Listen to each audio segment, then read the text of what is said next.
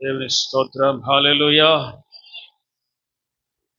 గత ఆదివారము మనకి పరిశుద్ధాత్మ దేవుడు అనుగ్రహించిన శ్రేష్టమైన మాట గుర్తుందా? అంశం ఏంటి? శిష్యులు. చెప్పండి, ఏంటి? శిష్యులు, డిసైబుల్స్.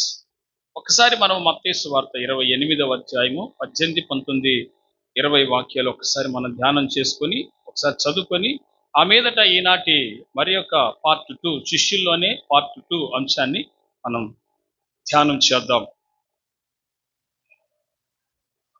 అయితే యేసు వారి యొద్దకు వచ్చి, పరలోకమందును భూమి మీదను నాకు సర్వాధికారము ఇయ్యబడి ఉన్నది, కాబట్టి మీరు వెళ్ళి సమస్త జనులను శిష్యులనుగా చేయుడి.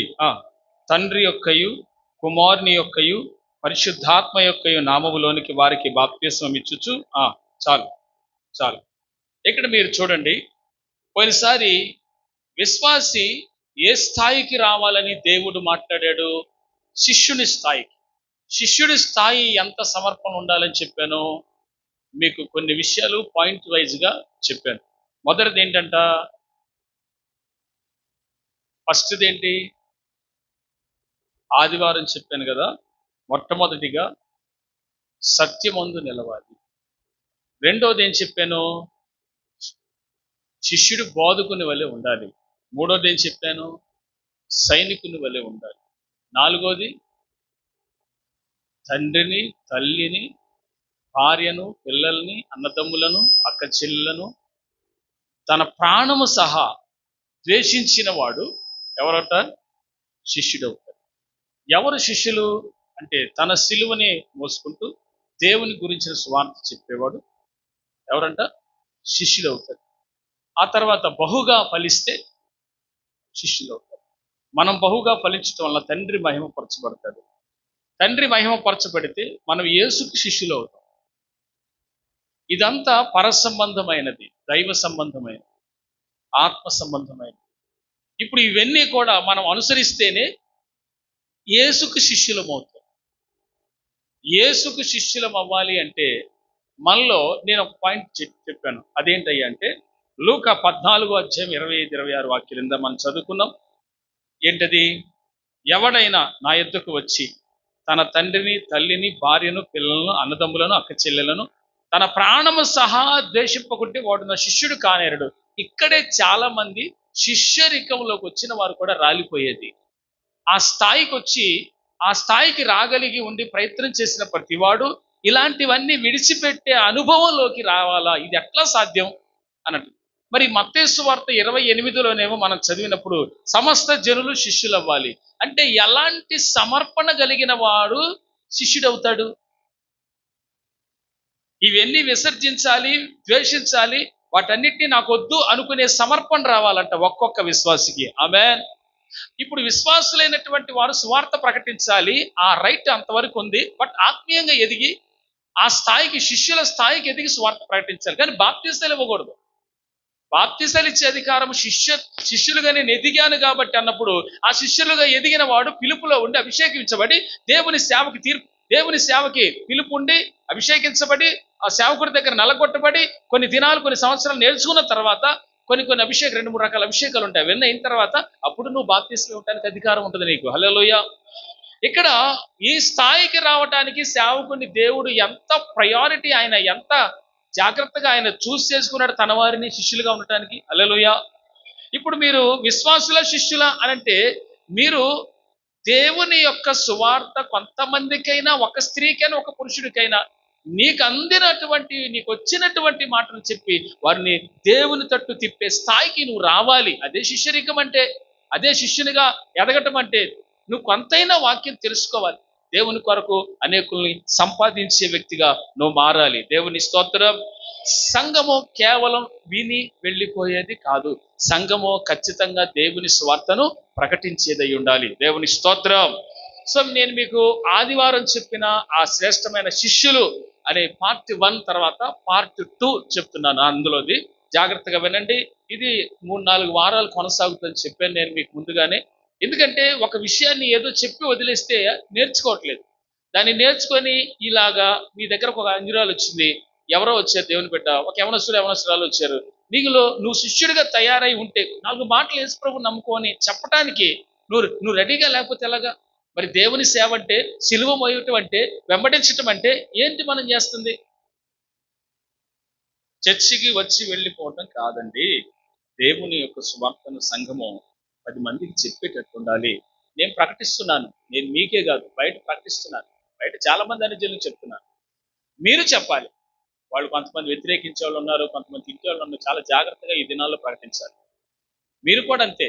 మీరు ఏ సిలువ, మీ సిలువతో పాటు యేసు ప్రభు గాస్పెల్ మనం ఎత్తుకోకపోతే, మనం ప్రకటించే వారం కాకపోతే రేపు మనకి రివార్డ్ ఉండదు. ఏ ఫలము లేకుండా మనం ఒక విశ్వాసిగా అక్కడే ఉండేటట్లయితే దానివల్ల ఉపయోగం ఏంటి సార్? ఉపయోగం లేదు. కాబట్టి శిష్యలికములోకి, లేకపోతే శిష్యులుగా తయారవడానికి, ఆ స్థాయికి రావడానికి నేను మీకు చెప్పిన లూకా 14:25-26 చాలా సమర్పణ ఉంటేనే తప్ప మనం ఆ మాట అనుసరించలేము. భార్యని వద్దన్న భార్య ఉన్నా, భార్య కంటే కూడా పిల్లలున్నా, పిల్లల కంటే కూడా అన్నదమ్ములు అక్క చెల్లెలున్న వాళ్ళందరికంటే కూడా, ఏంటంటే తర్వాత తల్లిదండ్రులు ఉన్న వాళ్ళందరికంటే కూడా, వాళ్ళందరూ వదిలేయమని చెప్పట్ల దేవుడు. అవన్నీ వదిలేయమని చెప్పట్లా, వాళ్ళందరినీ నాకంటే ఎక్కువగా ఎంచద్దు అంటున్నాడు. ఈ సమర్పణ వచ్చిన వాడే యేసయ్య శిష్యుడు. దేవుని స్తోత్రం, హల్లెలూయా. సమస్త జనులు శిష్యులవమని ఆయన చెప్తుంటే, విశ్వాసి స్థాయిలోనే ఉంటాము అనడం అది చాలా ఘోరమైన విషయం. ఇన్ని సంవత్సరాలైనా అలాగే తక్కువ స్థాయిలోనే, అలాగే సింపుల్ గా ఏదో ఒకటి అరాకొర అడిగి విశ్వాస చర్చికి వచ్చి వెళ్ళిపోదాం అంతే ఉంటే దేవుడు మనల్ని గొప్పగా ఘనమైన బహుమానాలు పరలోకంలో ఇవ్వలేడు. ఎందుకంటే మనం దేవుని కొరకు ఎంత ప్రయాసపడతామో ఆ ప్రయాసకు తగిన ప్రతిఫలాన్ని పరలోకంలో పొందుతాం. ఎగ్జాంపుల్ గా నేను పోయిన ఆదివారం మీకు రిమైండ్ చేస్తున్నాను. పోయిన ఆదివారం దాదాపుగా 70 సంవత్సరాల ముసలామ 40 ఏళ్ళు దేవుని స్వార్థను ప్రకటించింది. ట్రాక్స్ ఇచ్చి, ఓన్లీ ఒక స్వార్థ కరపత్రాలు ఇచ్చి 100 మందిని రక్షణ వైపు నడిపించింది తన జీవితంలో. ఖచ్చితంగా ఆమెకి పరలోకంలో ఒక దైవ సంబంధమైన మంచి కిరీటాన్ని దేవుడు అనుగ్రహిస్తారు. ఇక్కడ మనం కేవలం ఒక విశ్వాసిగా ఉండద్దు, ప్రకటించే వారుగా ఉండండి. ప్రకటిస్తే చాలా సమస్యలు వస్తున్నాయి. అన్ని జనులు నీ అద్దకి స్త్రీలు ఎంతో మంది వస్తారు మాట్లాడటానికి.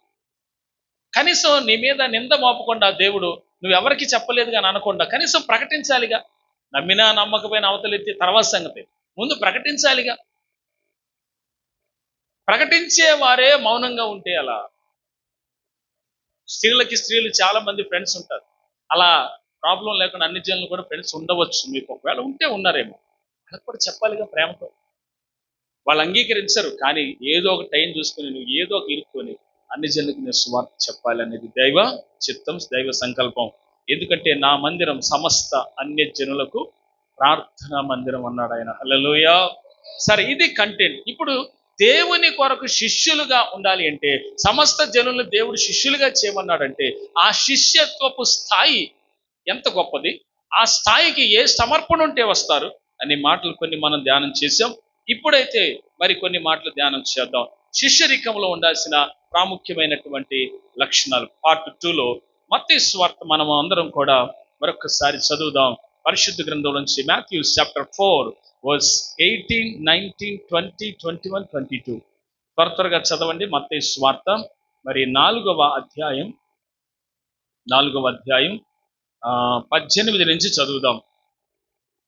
యేసు గలిలయ సముద్ర తీరమున నడుచుచుండగా పేతురు అనబడిన సీమోను అతని సహోదరుడైన అంద్రెయ అను 2 సహోదరులు సముద్రములో వలవేయుట యేసయ్య చూచాడు. సముద్రములో వలవేయుట, అందరు చెప్పండి ఆ మాట. వీళ్ళు పేతురు గారు, అంద్రెయ వీళ్ళు ఏం చేస్తున్నారంటే ఆ గలిలయ సముద్రం దగ్గర, నవ్వు చూస్తూ వినండి, గలిలయ సముద్రం దగ్గర చేపలు పడుతున్నారు. చెప్పండి ఏంటి? సముద్రంలో వలయటానికి వలేశారు. వాళ్ళు ప్రయత్నం చేస్తున్నారు, కానీ ఒక్కటి కూడా పడలేదు. ఇక్కడ మీరు గమనించాల్సింది, వారు సముద్రములో చేపలు వేయటం వాళ్ళ వృత్తి, వల వేయటం వాళ్ళ వృత్తి, వల వేయటం వాళ్ళ యొక్క వృత్తి. దాని మీద జీవనం, అది బ్రతుకు. అది చేస్తే గాని వాళ్ళు బ్రతకలేరు. ఆ చేపలు వచ్చిన పడిన చేపలు అమ్ముకొని తిని బ్రతకాలి వాళ్ళ ఫ్యామిలీ, అమ్మిన డబ్బులతో. అది వాళ్ళ పరిస్థితి. ఆ రాత్రంతా చేపలు పట్టారు, దొరకలేదు. వీళ్ళు ఏదో ఆ పని చేస్తున్నారు, వాళ్ళు గడుగుతున్నారు అక్కడ. రాత్రంతా కష్టపడ్డారు కానీ దొరకలేదు. యేసు ప్రభు వారు వాళ్ళ దగ్గరికి వెళ్ళాడు. ఇక్కడ మీకు చాలా ప్రాముఖ్యమైన విషయం చెప్తున్నాను, జాగ్రత్తగా వినండి. వల వేయుట యేసే చూశాడు, వాళ్ళు జాలరులు అన్నాడు. చెప్పండి, జాలరులు చెప్పండి అందరూ. జాలరి అంటే చేపలు పట్టే ఆయన పేరు. వాళ్ళ వృత్తికి ఆ పని చేసే వాళ్ళని జాలరి అంటారు. ఓకేనా? ఈ జాలరులు చేపలు పడుతూ ఉంటాం చూశాడు.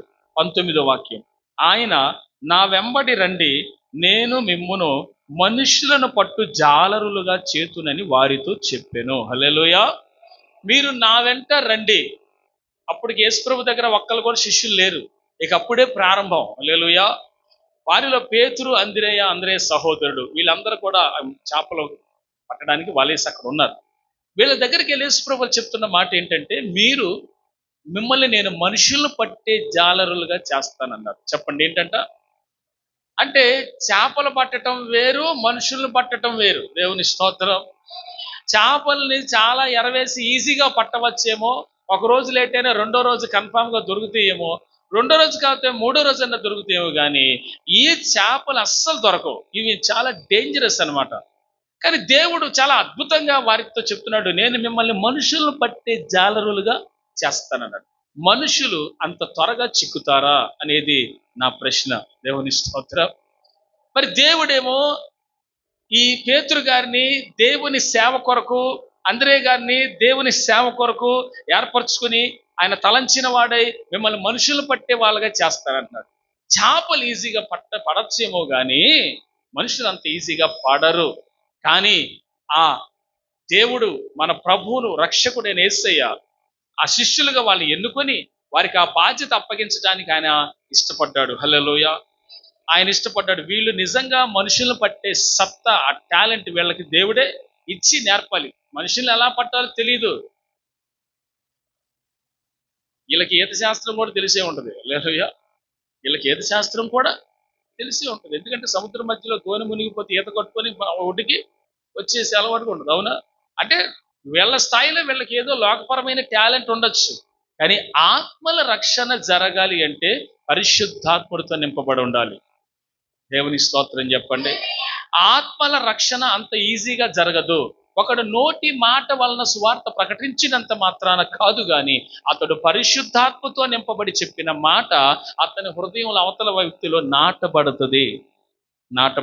హల్లెలూయా. శిష్యరికంగా ఉండటానికి, దేవునికి శిష్యుడిగా ఉండటానికి కావలసిన మొట్టమొదటి స్థాయి, దేవుడు ఏదన్నా మాట చెప్తే విడిచిపెట్టమంటే దాన్ని విడిచిపెట్టాలి. దీన్ని విడిచిపెట్టు. వాళ్ళు చూసారా, మిమ్మల్ని మనుషుల పట్టు జాలరుగా చేస్తానని చెప్పినప్పుడు అక్కడ యేసయ్య చెప్పిన మాటను బట్టి వాళ్ళు వెంటనే, అక్కడ రాయబడి ఉంటది, ఆయన అంటాడు, నా వెంబడి రండి, నేను మిమ్మల్ని మనుషుల పట్టు జాలరుగా చేతునని వారితో చెప్పాను. 20వ వాక్యం చూడండి. వెంటనే వారు తమ వలలు విడిచిపెట్టి ఆయనను వెంబడించిరి. హల్లెలూయా.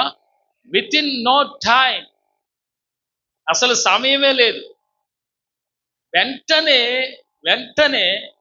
ఏది జీవనాధారమో దానిని పూర్తిగా భార్యతో డిస్కస్ చేయాలా, పిల్లలతో డిస్కస్ చేయాలా, పేతురు అమ్మతో డిస్కస్ చేయాలా, ఎవరితో డిస్కస్ చేయాలా, ఆయన నోటి మాటను బట్టి వెంటనే వాళ్ళ జీవనాధారాన్ని పూర్తిగా విడిచిపెట్టి ప్రభువు కొరకు ఆయన వెంబడి శిష్యులుగా సువార్త సేవకై అప్పగించుకున్నారు. ఎంతో టైం పట్ల వెంటనే అనే మాట. దేవుని స్తోత్రం చెప్పండి. ఈ మాట మీ హృదయంలో తీసుకోండి. వెంటనే నేను ప్రభు కొరకు నేను ఏం చేయగలను, ప్రభు కొరకు నేను వెంటనే నిర్ణయం ఏం తీసుకోగలను, నేను శిష్యురాలు ఆ స్థాయికి నేను రావటానికి ఎంత గొప్పగా వాక్యాన్ని ధ్యానం చేయాలి, ఎంత తరవుగా బాగా వాక్యాన్ని ధ్యానం చేయాలి, ఎంత బాగా అంటే మీతో మాట్లాడితే వాక్యమే వచ్చేటట్లుగా, ఏదైనా దేవుని మాటలే ప్రకటించేటట్లుగా ఫ్లోగా పూర్తిగా దేవుని వాక్యమే మీలో రాగలిగితే ఖచ్చితంగా దేవుడు మిమ్మల్ని ఒక శిష్యుల స్థాయికి వచ్చిన తర్వాత మిమ్మల్ని కూడా దేవుని రాజ్య సువార్తలో మీ వంతుగా దేవుడు వాడుకుంటాడు. దేవుని స్తోత్రం చెప్పండి. ఇప్పుడు మీకు కావాల్సింది ఏంటి? అనాయింటింగా, లేఖనాలు నేర్చుకోవటమా ఏంటి అనంటే, ముందు లేఖనాలు నేర్చుకోవాలి, తర్వాత అభిషేకం పొందుకోవాలి, ఆ తర్వాత కృపావరాలు పొందు, ఆ తర్వాత అభిషేకం సేవకుల చేత తీసుకోవాలి. ఆమె ఇది దైవ సేవలో ఉండాల్సిన క్రమం. సేవ చెయ్యాలి అంటే అయితే మరి విశ్వాసుల క్రమం ఏంటి? విశ్వాసులకి ఏనాడో దేవుడు ఒక అధికారాన్ని చేయదంటే నన్ను గురించి నా మాట గురించి సిగ్గుపడకుండా అందరి ఎదుట చెప్పమన్నాడు. దేవుని స్తోత్రం. అవునా? నన్ను గురించి నా మాటల గురించి ఎవడు సిగ్గుపడతాడు? అంత్యదినం రెండో రాకల్లో నేను వచ్చినప్పుడు వాడిని చూసి నేను సిగ్గుపడాల్సి వస్తుంది. ఎందుకు అనవసరంగా ఆడుతో అట్లా కాదు, మీరు సువార్త చెప్పండి, మీరెవరో నాకు తెలియదు అంటాను రేపు రెండవ రాకడలో. అంటే everybody the church have a responsibility to preach the gospel. సంఘము దేవుని యొక్క సువార్తను ప్రకటించడానికి బాధ్యత కలిగి ఉండాలి. నేను అదే ప్రశ్న మిమ్మల్ని అందరినీ వేస్తా ఉన్నాను. మనందరం వేసుకోవాలి ఏంటంటే, మనము దేవుని సువార్త ప్రకటిస్తున్నామా? If you will preach the word of God or not, you will preach the gospel or not. మనమందరము దేవుని గురించిన సువార్త మనం చెప్పకపోతే ఒకరోజు దేవుడు మన మీద నింద వేస్తాడు.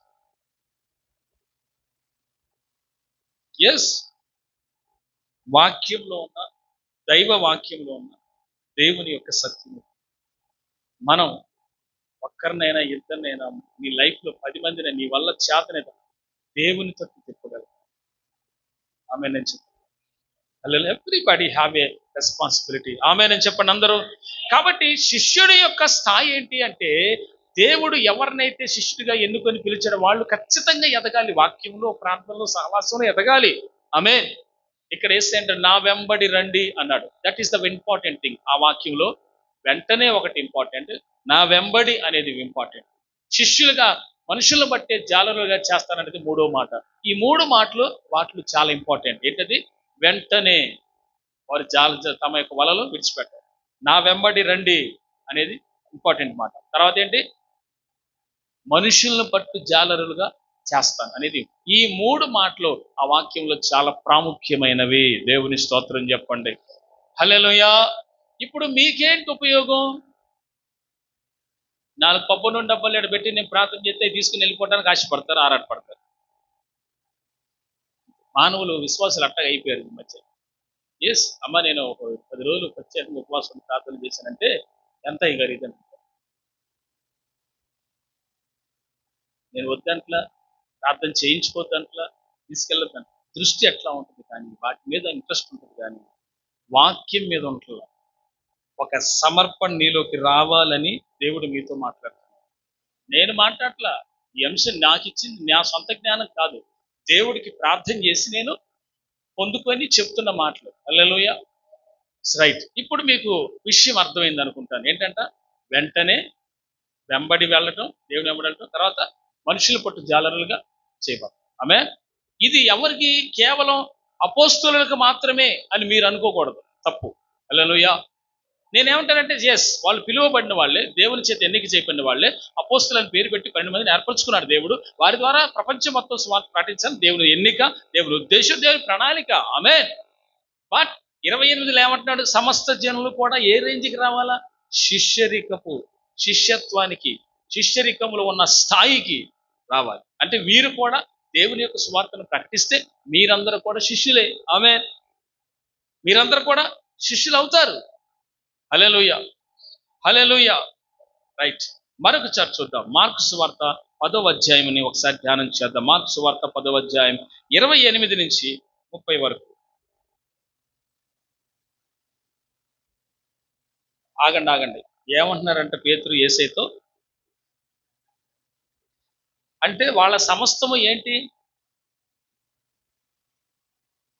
తల్లి, తండ్రి, భార్య, పిల్లలు, తర్వాత చేసే వృత్తి, జాలరి పని, చేపలు పట్టడం, ఇవన్నీ సమస్తాన్ని విడిచిపెట్టాం, నిన్ను వెంబడిస్తున్నాం. బాగా వినాలి మాట. సమస్తాన్ని విడిచిపెట్టి మేము నిన్ను వెంబడిస్తున్నాం అనే మాట యేసు ప్రభు దగ్గర డిస్కషన్ చేశాడు పేతురు గారు.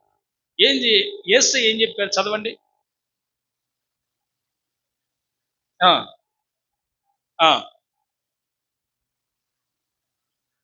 ఆగండి. ఏమంటున్నాడు ఇక్కడ? నా నిమిత్తం. ముందు యేసు కొరకు చెప్పండి, ముందు యేసయ్య కొరకు, తర్వాత సువార్త నిమిత్తం అనేది ఒక పాయింట్ ఆఫ్ వ్యూ.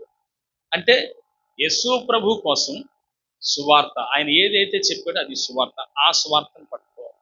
ఆ దేవుని రాజ్యాన్ని గురించిన సువార్తను పట్టుకోవాలి. ఆ సిలువను గురించిన సువార్తను పట్టుకోవాలి. ఆ పునరుద్ధానాన్ని గురించిన సువార్తను పట్టుకోవాలి. ఆ సువార్త నిమిత్తం అని అన్నారు. దేవుని స్తోత్రం. యేసయ్య కోసం, అలాగే సువార్త కోసం ఆ ఏం చేయాలంట? ఇంటినైనను ఆ ముందు ఈసారి ఇంకొంచెం క్లియర్గా ఉన్నాడు, ఇల్లు కూడా వదిలిపెట్టాలి. సరే, ఒక పక్కన సేవకులకి అనుకుందాం, ఒక పక్క సేవకులకి అనుకుందాం. కానీ యేసుప్రభు శిష్యులు కూడా సమస్త జనులను శిష్యులుగా చేయమన్నప్పుడు అందరికీ ఇలాంటి సమర్పణే రావాలని కదా ఆయన ఉద్దేశం. మాట్లాడలేదండి. ఇలాంటి ఈ శిష్యులకున్న సమర్పణ మిగతా విశ్వాసులకు కూడా రావాల్సి వస్తే భారతదేశం ఎప్పుడో రక్షణలోకి వెళ్ళిపోయేదిగా, చాలా మంది రక్షించబడేవాళ్ళు కదా. దేవుని స్తోత్రం చెప్పండి. చదువుదాం తర్వాత. ఇంటినైనను, అన్నదమ్ములనైనను, అక్క చెల్లెలనైనను, తల్లిదండ్రులనైనను, పిల్లలనైనను, భూములనైనను విడచిన వాడు ఇప్పుడు ఇది చూడండి, చాలా అద్భుతమైన మాట. ఇప్పుడు అంటే ఎవరైతే ఇలాంటి సమర్పణలోకి వచ్చిన వాళ్ళు ఉంటారో వాళ్ళు అన్ని విడిచిపెట్టాలా అని ఓకే డీలా పడిపోనక్కర్లా. అన్ని విడిచిపెట్టే సమర్పణ నీకు రాగలిగితే నీకు డబల్ వస్తాయి అంటున్నాడు ఆయన. దేవునికి స్తోత్రం చెప్పండి. అమ్మో, శిష్యరికం అంటే మా వల్ల కాదు, శిష్యుడిగా ఎదగటం అంటే దేవుని యొక్క సువార్త ప్రకటించడం మా వల్ల కాదు అనుకున్న వారులారా, మీకు ఒక శుభవార్త. ఏమన్నాడు ఇక్కడ తెలుసా? శిష్యరికపు స్థాయిలోకి ఎదగాలనుకునేవాడు, దేవుని కొరకు సమర్పణ కలిగి ఉండేటువంటి వాడు ఎవడైతే ఉన్నాడు, ఇదిగో ఇప్పుడు ఈ ఇహమందు హింసలతో పాటు. యేసు ప్రభు చూడండి ఏ మాట అన్నాడు. అసలు ఇది డైజెస్ట్ అయిద్దా?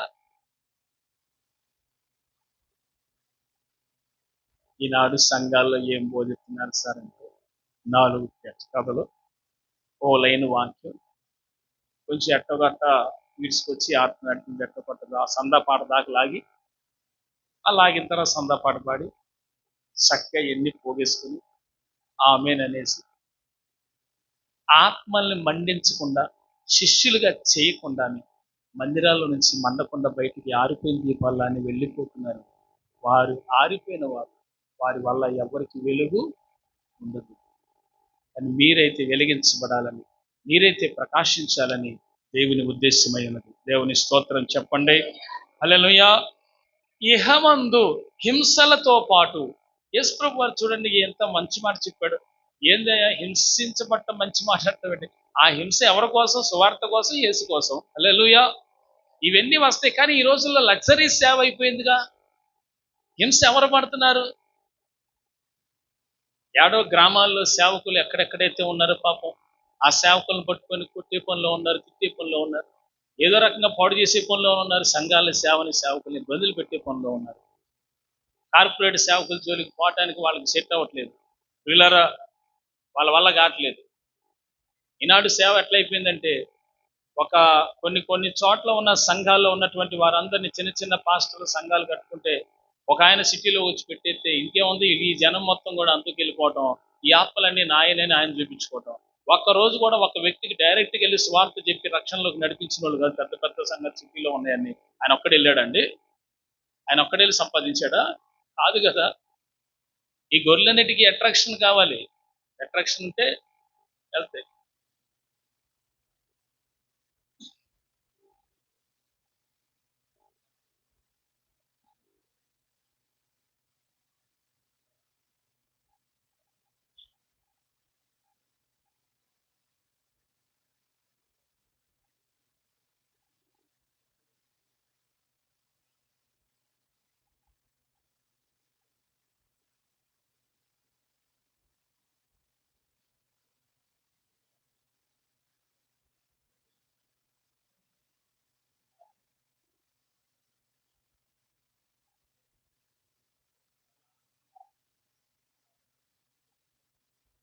కారణం ఏంటో తెలుసా?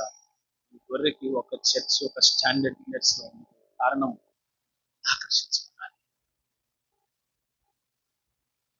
జీవం కలిగిన మందిరంలో నేను నాటబడితే వేరొక చోట నాటకం ఎందుకు? ఇంకెందుకు సార్ నాటబడతారు? ఒక్క చోట నాటపడాలి. దేవుని స్తోత్రం చెప్పండి. ఒక్క చోటే నాటపడతా, కానీ దొంగ చెట్టు ఇంకో చోట కూడా నాటపడింది. అక్కడ కూడా స్పాన్సర్ చేస్తుంది పోయి, వాళ్ళకు కూడా స్పాన్సరింగ్ చేస్తూ ఉంటుంది. ఎందుకంటే అంతే, ఇక్కడ జీవవాక్యం ఉంటుంది, ఇక్కడ ఆత్మచేత నింపబడుతుంది, ఇక్కడ చర్చ అంటది, నా సంఘం ఇదే అంటది, బల్ల కూడా ఎక్కడ తీసుకుంటుంది, దశభాగం 10 భాగాలు చేసుకుంటుంది. అవునండి, 10 భాగాలు చేసి ఈ సేవకుని ఆరిపెడుతుంది, మళ్ళీ ఇక్కడికే వస్తుంది. ఇలాంటి ఇక్కడికంటే ఇక్కడని కాదు, అలాంటి విశ్వాసులు ఉన్నారని చెప్పటం నా యొక్క ప్రేరేపించబడి చెప్తున్నాను ఆ మాట. దేవుని స్తోత్రం కలుగునుగా. ఏదైనా ఎలాంటి మాటలు చెప్పినా కానీ కొంతమందికి బాధగానే ఉంటుంది. మరి చెప్పకపోతే అసలు కుదరదు కదా. మందిరంలో నాటపడమన్నాడా, ఊరికే పై నుండి ఎప్పుడైనా వెళ్ళిపోవాల్సి వస్తుంది అన్నట్టుగా, ఏదో ఒక వాక్యం గట్టిగా తగిలితే వెళ్ళిపోవాల్సి వస్తుంది అన్నట్టుగా, లైట్ గా నాటపడి ఇంకోసారి చూసుకుందాం అన్నట్టుగా అక్కడ కూడా వెళ్ళి అక్కడ టచ్ లో ఉంటున్నారా? వేరొక సేవకులతో టచ్ లో ఎందుకు? మీకు ఆత్మీయ తండ్రి ఒకడు కాదా? ఎంతమంది ఉన్నారు? ఆత్మీయ తండ్రి ఎంతమంది అండి ఉండేది? ఒకడు ఉంటారా, ఇద్దరు ఉంటారా? ఒక్కడే. అంతే. ఇక్కడికి వస్తున్నారా, ఇక్కడే నాటపడాలి. ఇంకొక ఆయన ఫోన్లు, ఇంకొక ఆయన ట్రాక్లు, ఇంకొక ఆయన వ్యవహారాలు, అవన్నీ చర్చలు సెట్ అవ్వండి. ఇది సరైన విషయం కాదు, సరైన విషయం కాదు. నేను మీకు ఒక మాట చెప్తున్నాను, మన చర్చని దీన్ని ఏదో హైలైట్ చేసుకోవాలని కాదు, కానీ నేను నా ప్రభు దగ్గర యథార్థంగా ప్రార్థన చేస్తాను. శ్రేష్టమైన ఉపదేశం ఆయన ఇస్తే నేను మీకు చెప్తున్నాను. ఇంతకంటే గొర్రెలకి ఏం కావాలండి? దేవుని స్తోత్రం చెప్పండి. కాబట్టి మీరు బాగా గమనించినట్లయితే దేవుని యొక్క సేవకు సంబంధించిన శిష్యరికత్వములో, శిష్యత్వానికి సంబంధించిన గుణాలని మనం నేర్చుకునే విషయంలో పరిశుద్ధాత్మ దేవుడు చెప్తున్నాడు. ఇహలోకమందు హింసలతో పాటు అన్నాడు. చెప్పండి ఏంటండి?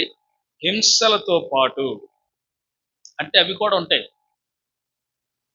అంతా సౌఖ్యంగా సుఖంగా ఉంటుందా? అన్నీ విడిచిపెట్టిన తర్వాత మళ్ళీ వీటితో పాటు హింసలు ఏంటి అని అనిపిస్తుంది. కానీ శిష్యత్వములో ఉన్నటువంటి వాడు ఉండాల్సిన ప్రాముఖ్యమైన లక్షణాలు యేసుప్రభు చెప్తున్నాడు. డైరెక్ట్ గా యేసుప్రభు చెప్పిన మాట, హింసలతో పాటుగా 100 ఇండ్లు. చెప్పండి, 100 ఏం సంపాదించుకుంటాడు? ఇవన్నీ విడిచిపెడితే నీ బంధుత్వాన్ని మొత్తాన్ని మరలా ఏం సంపాదించుకుంటావు? 100 ఇళ్ళు, భూములు. అమ్మా, నాకు శివుడు వచ్చిందంటే మరి ఘోరం. అది అట్లా చదవాలా? చదువమ్మా, మళ్ళీ చదవండి. ఈ 100 ఇండ్లను, అన్నదమ్ములను, అక్క చెల్లెళ్లను, తల్లులను, పిల్లలను, భూములను, రాబోవు లోకమందు నిత్య జీవమును పొందునని మీతో నిశ్చయముగా చెప్పుచున్నాను. హల్లెలూయా. యేసయ్య ఏదైతే విడిచిపెట్టమన్నాడో దాన్ని మరలా మంచి సమర్పణతో సేవ చేసేవాడికి మళ్ళా ఇవన్నీ ఇస్తానంటున్నాడు. ఇహమందు హింసలతో పాటు ఈ భూలోకంలో భూములు, ఇండ్లతో పాటు పరలోకంలో నిత్య జీవం కూడా ఇస్తానన్నాడు. ఏంటండి? పరలోకంలో నిత్య జీవం కూడా ఇస్తానన్నాడు. ఇప్పుడు చెప్పండి, ఫస్ట్ కమిట్మెంట్ లోకి వస్తే బెస్టా కాదా? ఫస్ట్ కమిట్మెంట్ ఏంటి? మత్తయి సువార్త 28 బాగా గుర్తుపెట్టుకోవాలి మీరు. శిష్యులు చేయమని, శిష్యులు కావన్నాడు. శిష్యులు అవ్వాలంటే ఏం వదిలిపెట్టాలా? తల్లి, తండ్రి, భార్య, పిల్లలు, అన్నదమ్ములు, అక్క చెల్లెలు, తన ప్రాణం సహా. ఈ కృపలోకి వచ్చినటువంటి వాడికి ఇదిగో ఇది ఇస్తాడంట దేవుడు. ఏంటి? 100 ఇళ్ళు, 100 భూములు, పరలోకములో నిత్య జీవం. ఈయన అంటున్నాడా? ఈయన వదిలిపెడితే నష్టం అయిపోయి పోతావా, లేక ఇస్తానంటున్నాడా మరలా? మరి ఈ సమర్పణ రాగనేగా ఎవరు దీవించబట్టలేదు. హల్లెలూయా, హల్లెలూయా. ఈ సమర్పణ లేదు కనుకనే కదండి ఈ తిప్పలంతాను. ఈ సమర్పణ ఉన్నవాడు మాత్రమే ఈ వాగ్దానాన్ని స్వతంత్రించుకుంటాడు. బట్ ముందున్నవన్నీ కూడా చేసేంత సమర్పణ ఉందా అంటే ఎస్. దేవుని కొరకు మనం అందరం ఈ రీతిగా మొదటి దేవుడు చెప్పిన పాయింట్ ఆఫ్ వ్యూలో మనం చేయగలిగినట్లయితే ఇవన్నీ పొందుతామని అంటున్నాడు. మరి ఇవన్నీ పొందలేదంటే ఆ సమర్పణ లేదనే అర్థం. దేవుని స్తోత్రం చెప్పండి. హల్లెలూయా. ఇకపోతే ప్రియులారా, తర్వాత మాట, శిష్యరికంలో ఉన్నటువంటి నడిపింపు. అంటే ఎవరు నడిపింపులో ఉండాలి? సంఘము శిష్యులుగా తయారవటానికి యేసుప్రభు శిష్యులుగా చేయమన్నాడు. మేము మిమ్మల్ని శిష్యులుగా చేయాలి. మీరు శిష్యులుగా తయారవటానికి కావలసిన స్థాయిల గురించి దేవుడు చెప్తున్నాడు. ఆ స్థాయి ఇప్పుడు 2 చెప్పాను. మొదటిది ఏంటంట? వెంబడి రండి, వెంటనే విడిచిపెట్టం, మనుషుల పట్టు జాలరు కావటం. ఆమె ఇది విశ్వాసి కూడా చేయొచ్చు. హల్లెలూయా. ప్రభువుని నిజంగా గుండెకి హత్తుకున్నవాడు, ఆ హృదయంలో వాక్యాన్ని ఉంచుకున్నాడు, ఆత్మల రక్షణ చేస్తారు. ఏదో రకంగా ఆత్మను రక్షించి సంఘంలోకి నడిపిస్తారు. దేవుని స్తోత్రం. ఇకపోతే శిష్యుడి యొక్క నడిపింపు గురువు వెంబడే ఉండాలి. ఆమేన్. మీ గురువు ఎవరు? మన గురువు ఎవరు? మన బోధకుడు ఎవరు? నజరేయుడైన యేసు. నజరేయుడైన యేసు మన బోధకుడైనప్పుడు, ఆయన మన గురువు అయినప్పుడు ఆయన మనం వెంబడించాలి. ఆమేన్. ఇప్పుడు చెప్పండి, జీవజల బుగ్గల యొద్దకే మనల్ని ఆయన నడిపిస్తాడు. ఎండిన అరణ్యంలోకి నడిపించడు, జీవజల బుగ్గల యొద్దకి ఆయన మనల్ని నడిపిస్తాడు. Okay, right. ఇప్పుడు శిష్యుని యొక్క నడిపింపు యేసయ్య ఎలా నడిపిస్తున్నాడో అలా నడవాలి. నేను మీకు బైబిల్లో ఒక మంచి శిష్యుని, మంచి గురువుని చూపిస్తా. హల్లెలూయా. భూమి మీద వాళ్ళు చాలా ఆదర్శప్రాయం, వాళ్ళు చాలా ఎగ్జాంపుల్ ఒక్కొక్కళ్ళకి. అది మీరు ఒకసారి చూడండి. పరిశుద్ధ గ్రంథంలో నుంచి రాజుల 2వ గ్రంథము 2వ అధ్యాయముని మనం చాలాసార్లు ధ్యానం చేశాం. ఏలియా ఎలీషా గురించి, శిష్యరత్వాన్ని గురించి, గురువు శిష్యుల గురించిన ఒక అవినవ భావ మంచి సంబంధాన్ని, ప్రేమపూర్వకమైన సంబంధం, ఆత్మ సంబంధాన్ని నేను మీకు ఇక్కడ తెలియజేస్తాను. Can you read it? 2 Kings chapter 2 verse 1 to up to 7 ఉంది కదా. మొదట 1, 2, 3 వాక్యాలు చదవండి. యెహోవా సుడిగాలి చేత ఏలియాను ఆకాశమునకు ఆరోహణము చేయింపబోవు కాలమున ఏలియాయు ఎలీషాయు కూడి గిల్గాల్లకు వెళ్ళుచుండగా, ఆగండి అందరు చెప్పండి గిల్గాల్ అనండి. అందరు చెప్పండి గిల్గాల్ అనండి. ఒక 2-3 తర్జుమాలు ఉన్నాయి దానికి. నవ్వి చూడండమ్మా, నవ్వి చూడండి. 2-3 రకాలైన తర్జుమాలు ఉన్నాయి, అంటే అర్థాలు ఉన్నాయి. ఒకటేమో గిల్గాల్ అంటే దొరలించిన అని అర్థం వస్తుంది. గిల్గాల్ అంటే దొరలించిన అని అర్థం వస్తుంది. రెండవది ఏంటంటే గిల్గాల్ అంటే main verse circle of the stone. Gilgal అంటే సర్కిల్ ఆఫ్ ద స్టోన్ అంటే కొన్ని పెద్ద పెద్ద రాళ్ళు, బండ రాళ్ళు గుండ్రంగా ఒక చోట రౌండ్గా ఉండటం, అలాంటి 4-5 రౌండ్లు కలిపి ఒకే చోట ఉండటం. అర్థమైందా? నా వైపు చూడండి అందరూ. ఇట్లా సర్కిల్ ఉందనుకోండి, గుండ్రంగా ఉంది, ఈ చుట్టూ రాళ్లే ఉంటాయి ఒక సర్కిల్. అర్థమైందా? గుండ్రంగా ఉందనుకోండి, మ్యాప్ చూపించడానికి మనకంటే డిస్ప్లే ఏం లేదు ఏంటి, అది కూడా దానికోసం ప్రయత్నం చేస్తాను కానీ సెట్ అవ్వట్లేదు, మీకు చూపిస్తూ చెప్పాలి. చూడండి, ఇలా గుండ్రంగా ఉందనుకోండి, ఈ చుట్టూ పెద్ద పెద్ద రాళ్ళు ఉంటాయి, చాలా రాళ్ళు ఉంటాయి, కానీ పెద్ద సర్కిల్ అది. అలాగే దాని మీద ఇంకో సర్కిల్ ఉంటుంది, అవన్నీ కూడా రాళ్లే చుట్టూ ఉండే. మళ్ళీ ఇంకో సర్కిల్ ఉంటుంది, దాని మీద కూడా చుట్టూ రాళ్లే ఉంటాయి. సో ఈ ప్రదేశానికి అట్లా నేల మీద ఉంటాయి, ఆ ప్రదేశానికి ఇశ్రాయేలీయులు నడిపించబడ్డారు. హల్లెలూయా. అక్కడ రాయబడి ఉంటుంది సర్కిల్ ఆఫ్ ద స్టోన్ అని. అంటే గిల్గాల్ అంటే అదొక ప్రాంతం, సర్కిల్ ఆఫ్ ద స్టోన్, రాళ్ళు ఎక్కువ ఉండే ప్రదేశం అనుకోండి పోని. కానీ అన్ని గుండ్రంగా, అన్ని ఇట్లాగా పేర్చి ఉంటాయి. ఇలా దాదాపుగా 4-5 రకాల రాళ్ల యొక్క వరస గుండ్రంగా పేర్చుంటాయి. చాలా పెద్దది అది. ఆ ప్రదేశానికి ఇశ్రాయేలీయులు చేర్చబడ్డారు. నేను మీకు ఆ ఇమేజ్ చూపిస్తే మీకు ఈజీగా అర్థమయ్యేది. మరి మీరు నేను ఇలా గాల్లో చూపిస్తుంటే మీకు ఏమర్థం అవుతుందేమో తెలియట్లేదు. దేవుని స్తోత్రం చెప్పండి. ఒక శిష్యుని యొక్క నడిపింపు, గురువు ఎలా ఉంటున్నాడు, దైవజనుడు ఎలా ఉంటున్నాడు, ప్రవక్త ఎలా ఉంటున్నాడు, దాన్ని బట్టి ఫాలో అవ్వాలంట. దేవుని స్తోత్రం. ఇక్కడ సంఘంలో ఉన్న ప్రియులారా, బిడ్డలారా, మీరంతా శిష్యులుగా మార్చబడాలంటే ఆత్మీయ తండ్రి ఎంత ఫైర్తో ఉంటున్నాడు, ఎంత ఆత్మాభిషేకం కలిగిన వాడు మా దైవజనుడు, మేము ఆయన బట్టి యేసుని వెంబడించాలి. మాకు వాక్యం నేర్పుతున్నప్పుడు ఆ వాక్యాన్ని పూర్తిగా నేర్చుకొని వాక్యంలో యేసు నిజరక్షకుడు ఆయనని నేను వెంబడించడం, ఆయన గురించి సువార్త చెప్పడం, ఆయన రాజ్యాన్ని గురించి సువార్త చెప్పడం నేర్చుకోవాలి. This is the first thing. రెండోది, ఇతని మీద, ఈ దైవజనుడి మీద ఉన్న అభిషేకము నీ మీదకి రావాలి. ఆమేన్. అంటే ఇతడు రోషము గలవాడైతే, ఇతడు పరిశుద్ధాత్మతో నింపబడిన దైవజనుడు అయితే, నిజంగా పరిశుద్ధంగా ఉండే దైవజనుడు అయితే, ఇతడి ద్వారా నువ్వు అభిషేకించబడతావు. ఈ వాక్యం నిన్ను అభిషేకిస్తుంది. ఈ దైవజనుడి మీద అభిషేకం నీ మీద ట్రాన్స్ఫర్ అవుతుంది. హల్లెలూయా. ఏం సాధారణమైన విషయం కాదు. చర్చిలోకి వచ్చి ఫ్యాన్ కింద కూర్చొని వెళ్ళిపోవటం కాదు సార్. దేవుడు చెప్తున్న మాట, దైవజనుడి మీద ఉన్న అభిషేకము శిష్యుల మీద కూడా రావాలి, శిష్యుల మీద కూడా రావాలి, సంఘం మీదకి రావాలి. ఆమేన్. అలా రావడానికే ప్రభు నన్ను పిలిచింది. దేవుని సువార్త ఆత్మతో నింపబడి చెప్పడానికి దేవుడు మనల్ని పిలిచింది, పరిశుద్ధాత్మని పంపింది కూడా అందుకే. హల్లెలూయా. గట్టిగా స్తోత్రం చెప్పండి. సో ఇక్కడ మనం చదివితే మొట్టమొదటిగా రాజుల 2వ గ్రంథము 2వ అధ్యాయంలో పరిశుద్ధాత్మ దేవుడు రాయించిన మాట, గిల్గాల్ నుండి వెళ్ళుచుండగా, త్వరలించిన అనుభవం నుంచి తర్వాత స్థాయికి వెళ్ళాలి. గిల్గాల్ అంటే దొరలించిన అనుభవం, దొరలించిన పరిస్థితి, లేదా సర్కిల్ ఆఫ్ ద స్టోన్. అనేక రాళ్ళు ఉన్నటువంటి ప్రదేశము, భయంకరమైనటువంటి ప్రదేశమే. ఆ స్థితి నుంచి ఏలియా వెళుతున్నప్పుడు నువ్వు ఎక్కడుంటావో నేను కూడా అక్కడే ఉంటాను అంటున్నాడు. హల్లెలూయా. నా వైపు చూడండి అమ్మా, మీరేం బైబిల్లో చూస్తున్నారు, నేను చెప్పినప్పుడు వినాలా? చూడండి, నా వైపు చూడండి.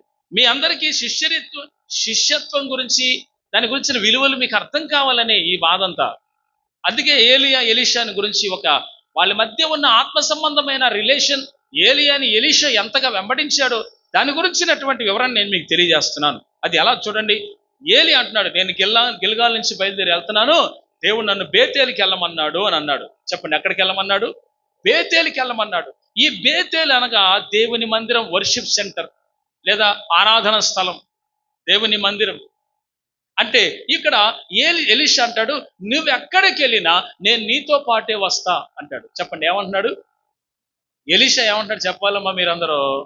ఎలీషా అంటున్నాడు, నువ్వు ఎక్కడికి వెళ్ళినా నేను నీతో పాటు వస్తాను, అంతేగాని నిన్ను వేరైపోయి నేను ఉండను. నువ్వు ఎక్కడికి వెళితే నేను అక్కడే. ప్రియులారా, కొంతమంది శిష్యుల యొక్క ఇంట్రెస్ట్, శిష్యులు అన్నప్పుడు విశ్వాసులు కూడా అనుకోవాలన్నమాట. నేను కూడా శిష్యుని అవ్వాలి. హల్లెలూయా. శిష్యులు అవ్వాలంటే, శిష్యుడు అభిషేకించబడాలంటే, శిష్యుడు దైవజనుడి మీద అభిషేకం అతని మీదకి రావాలంటే ఆసక్తి ఉండాలి, దైవజనుడిని వెంబడించాలి. ఆమేన్. అయ్యా ఈరోజు ప్రార్థన ఎక్కడుందయ్యా? అయ్యా మన చెప్తారా, మేము కూడా వస్తాను అనేటట్టు ఉండాలి. దేవుని స్తోత్రం చెప్పండి. అమ్మా వస్తున్నారా, అమ్మ ఫోన్ చేద్దానమ్మా, మీకు ఏసీ కారు పెట్టానమ్మా, రెండమ్మా ఈ బతులాడుకునే స్టేజ్కి వద్దాను. చచ్చిపోయిన స్టేజ్ అది. సంఘంలో ఉన్న విశ్వాసులే ఎక్కడ ప్రార్థన ఉందో అక్కడికి వెళ్ళి నా ప్రార్థన చేయాలి, నా ప్రార్థన సపోర్ట్ అవ్వాలి. శిష్యత్వపు స్థాయికి వచ్చినటువంటి వారి యొక్క పరిస్థితి, యేసు ప్రభు వారు ఏది చెప్పాడో ఆ స్థాయికి వచ్చినట్టు వారి ద్వారా సేవకు ఉపయోగం, వారి ద్వారా సంఘాలకు ఉపయోగం, మీ ప్రార్థన సంఘానికి ఉపయోగం. హల్లెలూయా. మీకు విషయం చెప్పిన నేను చెప్తున్నాను, మరి ఒక మాట మీరు తీసుకోండి. మీ ప్రెషియస్ ప్రేయర్, మీ యొక్క అమూల్యమైన ప్రార్థన ఆయన సేవకు అవసరం. దేవునితో అవసరం కాదు, అత్యవసరం. హల్లెలూయా. నిజమండి, ప్రార్థించని సంఘంలో ఉజ్జీవం ఉండదు సార్. ప్రార్థించని సంఘములో, కుటుంబంలో ఒక వెలుగు ఉండదు. ప్రార్థించే ఇల్లు సమాధానంగా నెమ్మదిగా ఉండటమే కాకుండా, ప్రార్థించే విశ్వాసులుంటే, శిష్యుల స్థాయికి వస్తే వాళ్ళ ద్వారా సేవకు ఎంతో ఉపయోగం. హల్లెలూయా. హల్లెలూయా.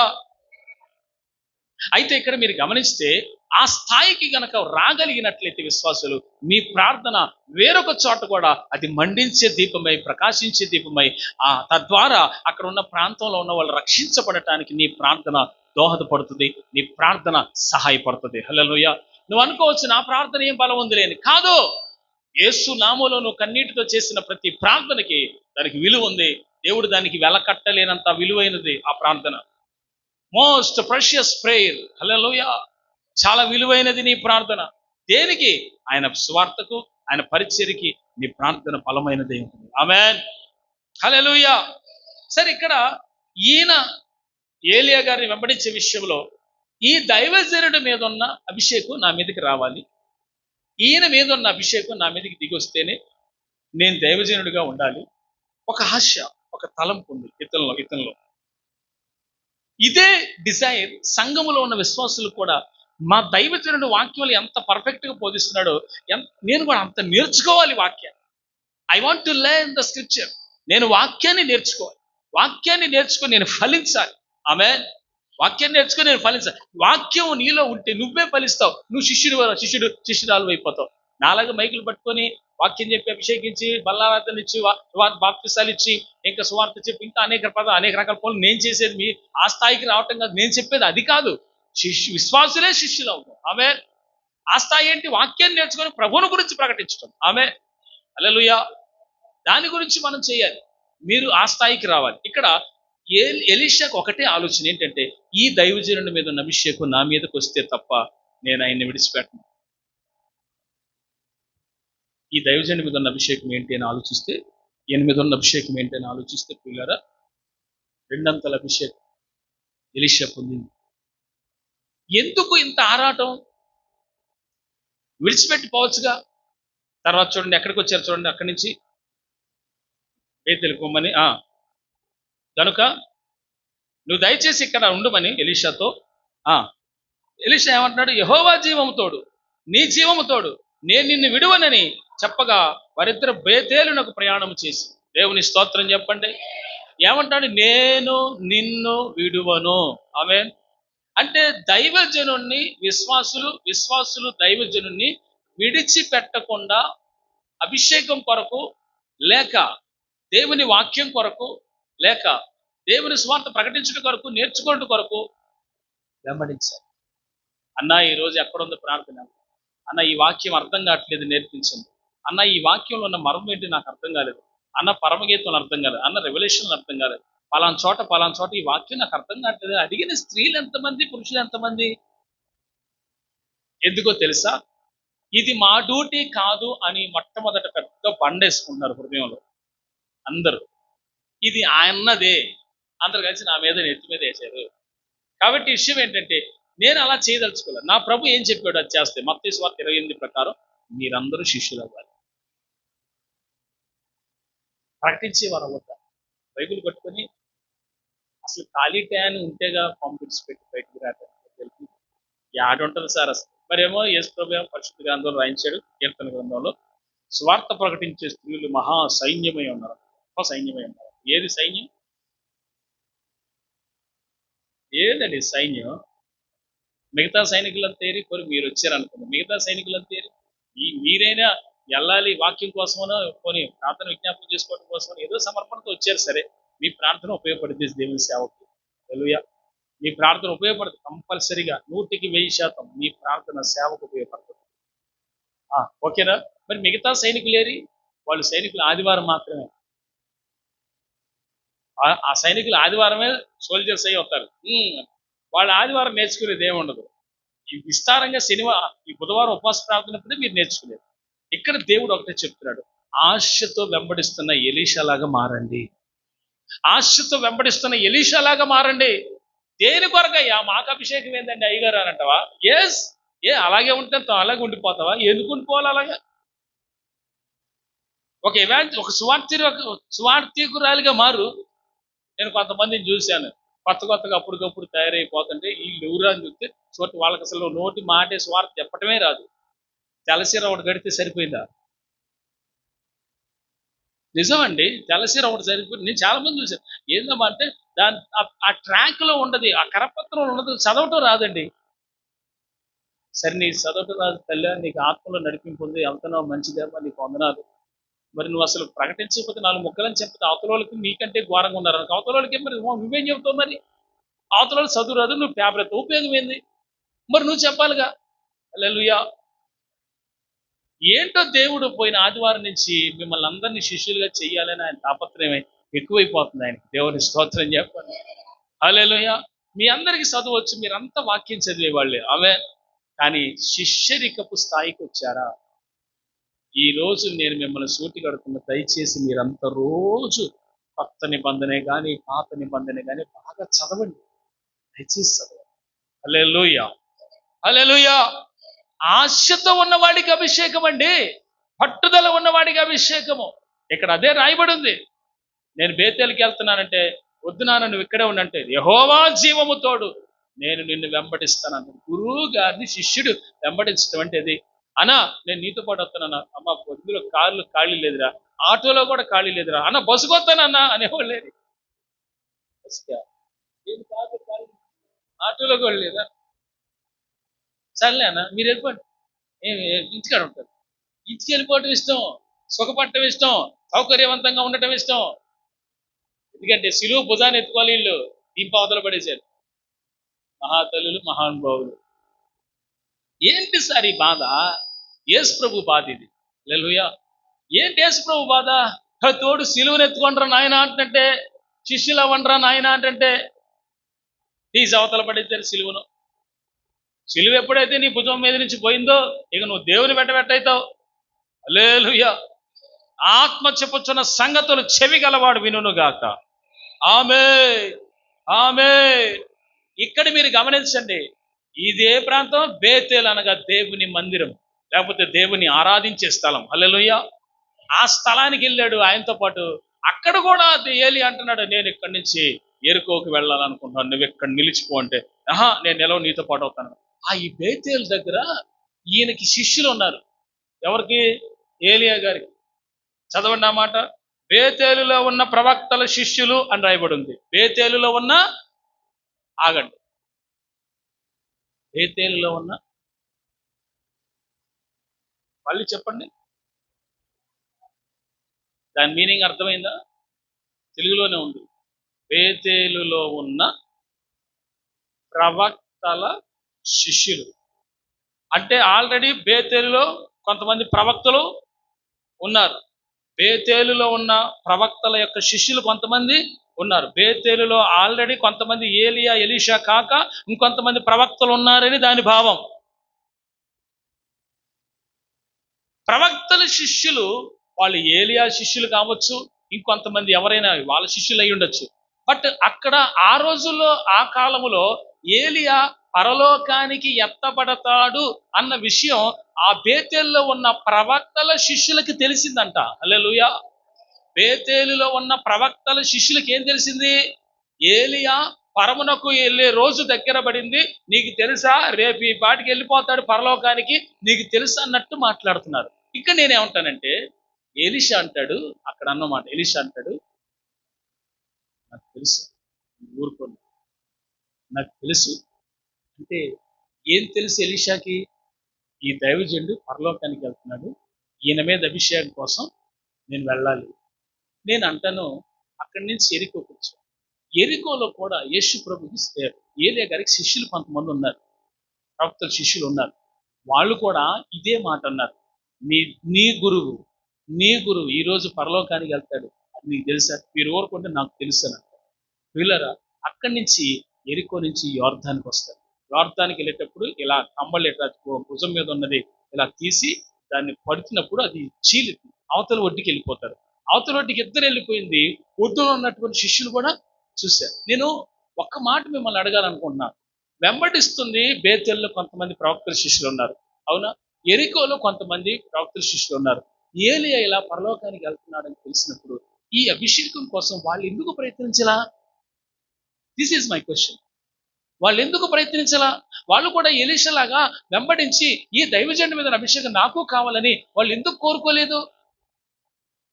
శిష్యులు అవ్వాలని ఆశ ఉండటం, దేవుని బిడ్డగా నేను కొనసాగాలని కోరుకోవటం మంచిదే. కానీ నేను అంటున్న మాట ఏంటంటే, అభిషేకం కోసం వెంబడించాలి, వాక్యం కోసం నువ్వు వెంబడించాలి.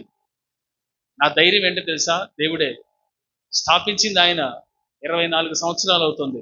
హల్లెలూయా. నేను శిష్యులను తయారు చేయడానికి, సేవకులను తయారు చేయలేకపోవచ్చు, కానీ విశ్వాసుల్ని శిష్యులుగా చేయమంటున్నాడు దేవుడు. విశ్వాసులే శిష్యులు అవ్వాలి. హల్లెలూయా. నడిపిస్తాడు అలాగా. ఏది ఒక ఆ స్థాయికి వచ్చిన వాళ్ళని నేను ఏరి చూస్తే ఒక్కళ్ళు కనపట్లేదు నాకు ఈ సంఘంలో. నిజం చెప్తున్నానండి. ఆత్మీయ స్థితిలో వాక్యంలో బాగా ఎదిగి బాగా తరువుగా ఉండి ఈ పిల్ల, ఈ అమ్మాయి, ఈ సహోదరి, ఈ సిస్టర్ ఇంత మంచిగా ఆత్మీయతలో ఎదిగింది, ప్రార్థనలో ఎదిగింది అని చెప్పినప్పుడు, నేను అలా చూసినప్పుడు ఆ పరిశుద్ధాత్ముడు తెలియజేసినప్పుడు, అమ్మ నువ్వు రా, నువ్వు శిష్యరీత్వంలో నువ్వు జాయిన్ అవ్వమ్మా, నువ్వు ఉండమ్మా, నాతో పాటు ఇక్కడ వాక్యం ధ్యానం చేస్తూ నేర్చుకోమ్మా, ప్రత్యేకంగా ఉండు, పరిశుద్ధంగా ఉండు, నేను కొరకు ప్రార్థన చేస్తాను. ప్రత్యేకించి ఆమెను అభిషేకించి దేవుని వాక్యం నేర్చుకుంటూ ఉండగా ఇన్స్ట్రుమెంట్స్ కూడా నేర్పి, కంజర్ కొట్టడం నేర్పి, ఏదో ఒకటి చెప్పి ఆ దేవుని వాక్యం నేర్పించి, పరిశుద్ధాత్మ వరాల గురించి నేర్పించి, వాక్యాన్ని నేర్పించి, అట్లా కాదు ఇలా చెప్పాలి. అన్ని జనుల మధ్య ఒక రకంగా, పెళ్లిళ్ళు జరిగేటప్పుడు ఒక రకంగా, మరి దేవుని బిడ్డల మధ్య ఒక రకంగా, అలాగే సువార్త చెప్పేటప్పుడు ఒక రకంగా, అట్లా ఎన్ని రకాల స్వార్థలు, ఎన్ని రకాలుగా ఏ ప్రదేశాలు ఎక్కడ ఎప్పుడు ఎలా చెప్పాలో నేర్పుతాను. నేర్పితే ఆత్మ చేత నింపబడి అభిషేకించబడిన తర్వాత దేవుని స్వార్థ చెప్తే ఆత్మలు రక్షించబడి.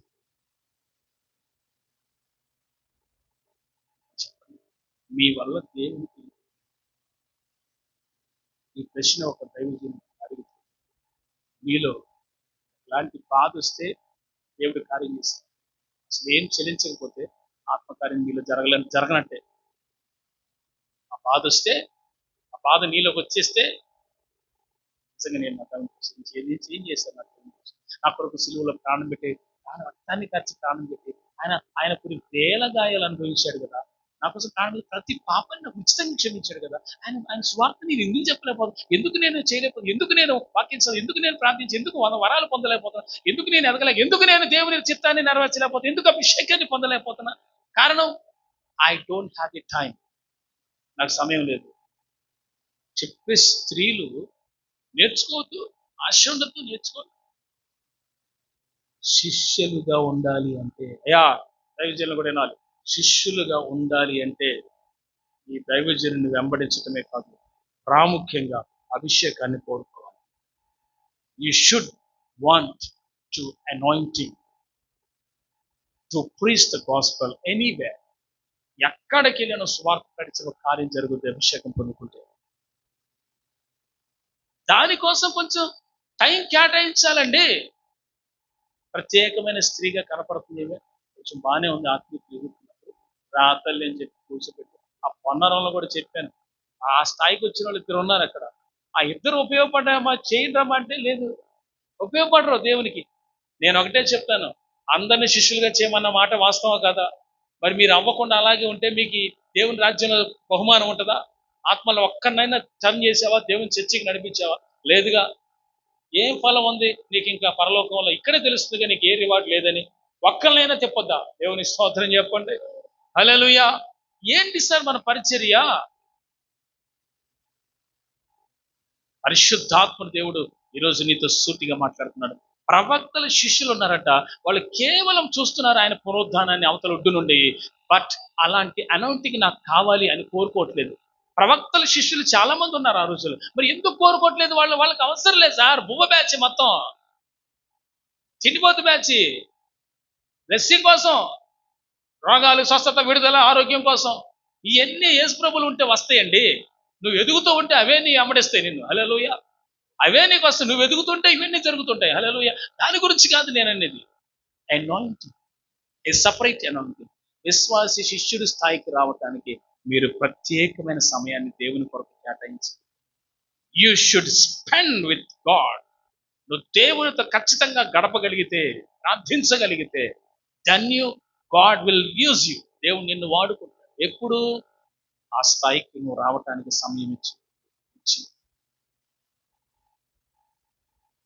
అసలు మీకు విషయం చెప్పనా, శిష్యుల స్థాయిలో అసలు మీరు ఇళ్లలో చాలా సందర్భాల్లో ఖాళీగా ఉండకుండా ఒక్క రోజంతా మరి మిషన్ లాగే పని చేయరు. అవునా? మీరు పని చేసి ఉంటారు, అలసిపోయి ఉంటారు. 100% నిజం, నేను దాన్ని ఒప్పుకుంటున్నాను. మీరు పని చేస్తారు, ఇల్లు అంతా పని చేయకపోతే ఇల్లు గడవదు, ఇల్లు నడవదు. అది 100% నిజం, నేను ఒప్పుకుంటాను. మీకు పనులు భారం ఉంది, నడుము నొప్పి ఉంటుంది, కాళ్ళు నొప్పి ఉంటుంది, మోకాళ్ళు నొప్పి ఉంటుంది, టెన్షన్స్ ఉంటాయి, 4 రకాల అప్పులు ఉంటాయి, బాధలు ఉంటాయి, బాధ్యతలు ఉంటాయి. కాదనట్లేదు. కుటుంబం నీ మీద ఆధారపడింది. 100% నిజం. ఇది నేను నమ్ముతాను. కానీ బట్ దేవుడు ఏమంటాడు తెలుసా? రేపు నిన్ను అడుగుతాడు లెక్క. ఒక్క ఆత్మని నన్ను రక్షణ పొందవుతాడు. ఉప్పు తీస్తే నీ పేరు మీద ఒక్కళ్ళు కూడా లేదు, ఖాళీగా ఉంటుంది. పేజ్ అంతా ఖాళీగా ఉంది. No reward. సర్లే నువ్వు ఒక్కదాన్ని ఉండలేకపోని సాప తిండిస్తాడా పోయే మూలం పడుకొని కూర్చోడు.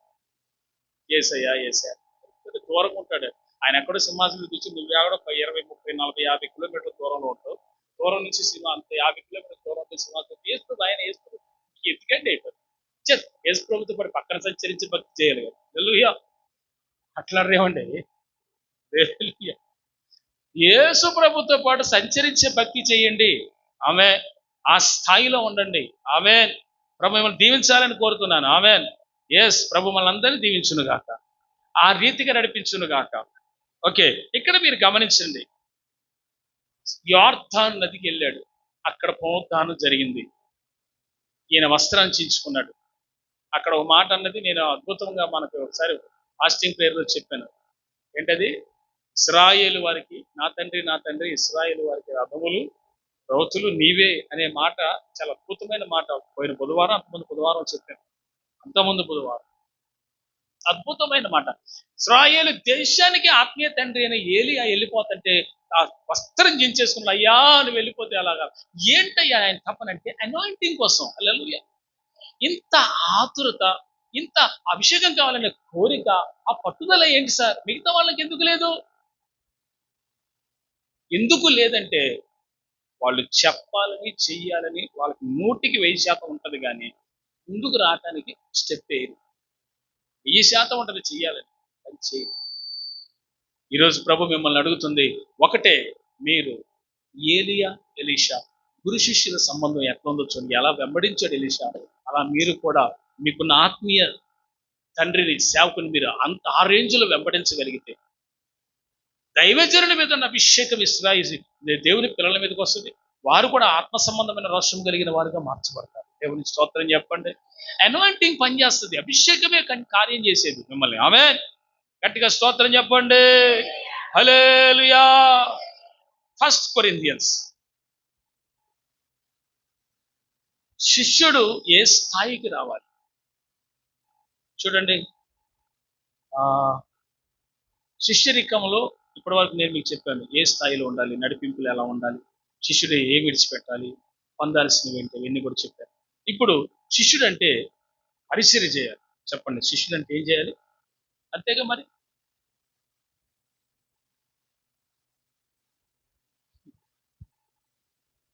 ఒక దైవజనుడికి అయితే అండర్వేర్లు కూడా వచ్చింది చెప్పాలి కాబట్టి చెప్తున్నా.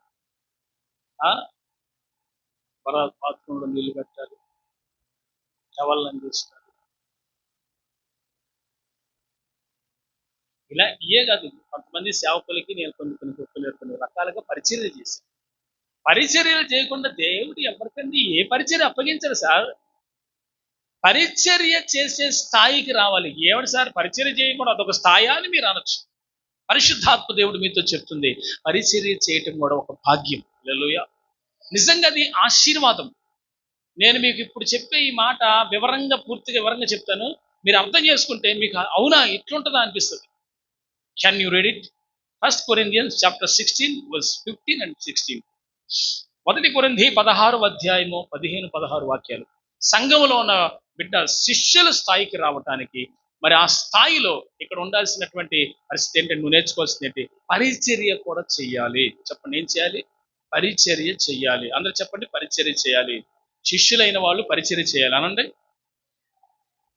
విశ్వాసి స్థాయిలో ఉన్నవాడు పరిచర్య ఉంటే ఎస్కేప్ అవుతారు. వాళ్ళు ఎవరున్నారే వాళ్ళు చేస్తారులే, మనకేం పనిలే అంటారు. నిజం చెప్పండి అమ్మా, మీరు ఎప్పుడు అర్థం అనుకోండి, ఓపెన్గా మాట్లాడుతాను.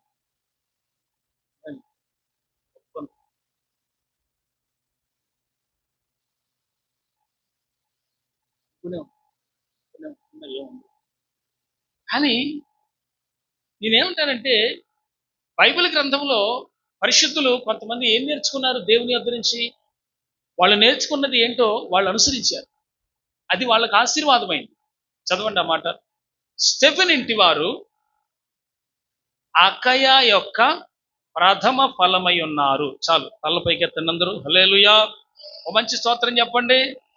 అందరూ చెప్పండి, స్టెఫెన్ ఇంటి వారు. స్టెఫెన్ ఇంటి వారు అందరూ చెప్పండి అమ్మా.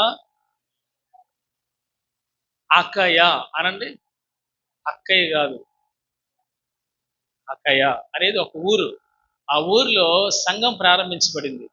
ఆ ఊర్లో సంఘం ప్రారంభించబడటానికి ముఖ్య కారకులు స్టెఫెన్ ఇంటి వారు. ఏ ఇంట్లో వారైనా, ఏ దైవజనుడు, నేను వెళ్తున్న ప్రాంతాల్లో ఒక సహోదరు ఉంది.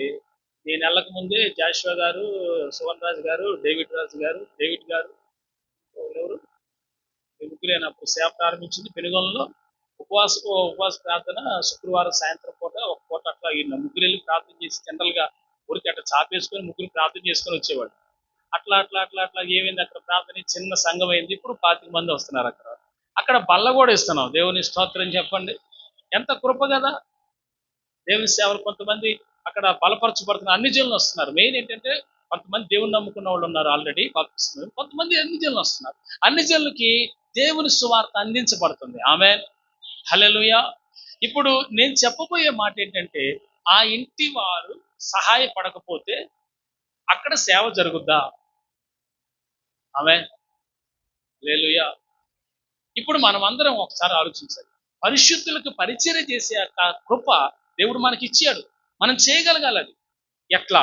అది చూడండి. స్టెఫెన్ ఇంటి వారు అకయ యొక్క ప్రథమ ఫలమై ఉన్నారు. అకయ అనబడిన ఊర్లో సంఘం ఒకటి ఏర్పడితే, ఆ సంఘంలో మొట్టమొదటి కుటుంబమే స్టెఫెన్ కుటుంబం.